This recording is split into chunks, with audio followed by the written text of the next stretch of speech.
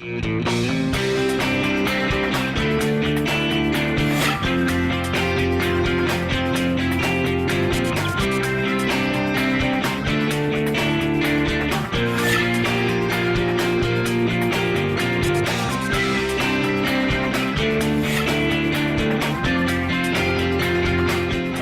I'm Kristen Oaks-White. And I'm Avery Davidson. Thank you for joining us for This Week in Louisiana Agriculture, the only TV show bringing Louisiana farmers and consumers together every week.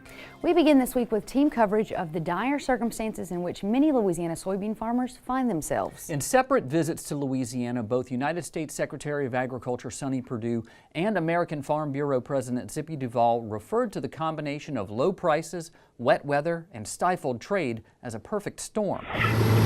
As United States Secretary of Agriculture Sonny Perdue returns from a trip in a sugarcane harvester, farmers gather at Raceland Sugars.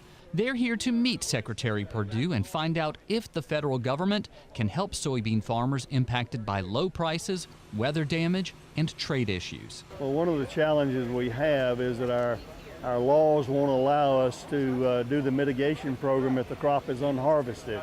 And some people are on a catch-22 situation. They have so much damage that it's not merchantable, and you can't get compensated if you don't harvest. So that's a real challenge. I think we've got to really go and to advocate to Congress over a new disaster bill that will understand a quality devaluation here for these farmers in Louisiana and really up the river. We're seeing damage and rain and wet harvest conditions really all the way up the river. Louisiana Congressman Ralph Abraham and Garrett Graves and Louisiana Commissioner of Agriculture and Forestry Dr. Mike Strain joined Secretary Perdue for the meeting. Farmers like Richard Fontenot of Evangeline Parish let them know about his situation. Not unlike many of producers in my area in the southwest part of the state, we had a perfect storm. Fontenot says he's not going to harvest about 1,000 acres of his soybeans. He's not alone. I'm estimating in Evangeline Parish we're probably about 60-65% of the crop.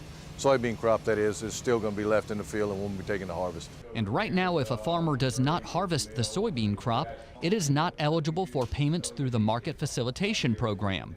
That's where Abraham and Graves can step in. The fact that there was Hurricane Florence and Hurricane Michael, it's likely that Congress is going to end up doing a disaster appropriations bill, which would give us a vehicle to help provide some assistance for those that have had some impact as a result of the bean crops this year. And of course, not just the bean crops, but also some of the bean markets with some of the China tariff situation going on now. Some of our end users or some of our destinations have been challenged a little bit this year. So all that is being looked at kind of globally and what type of remedy we should be bringing to the table. So it's up to Congress to get back quickly after the election, put a Band-Aid on this problem, make these farmers at least whole enough to get a bank loan so they can roll those dice one more time and produce that crop. We have farmers that will literally go bankrupt. And I'm not talking about a few, I'm talking about a lot. We've got 18 million acres of farm beans that still have not come out of the field. In the shadow of Tiger Stadium, American Farm Bureau President Zippy Duvall speaks with Louisiana Farm Bureau President Ronnie Anderson about the dire situation Congressman Abraham just mentioned. You know, the best thing we can do is to continue to encourage the administration, Secretary Perdue, and let them understand about what the issues are to our farmers because of these things that's happening in this perfect storm. Throughout his meeting with farmers and ranchers, Secretary Perdue kept the Market Facilitation Program and any other possible payments for the weather disaster as separate subjects. As you heard Congressman Abraham say, he's going to continue to work with the USDA and Congress to help Louisiana's soybean farmers. And Kristen, I know this is something you're paying close attention to. Your husband Landon is paying close attention to.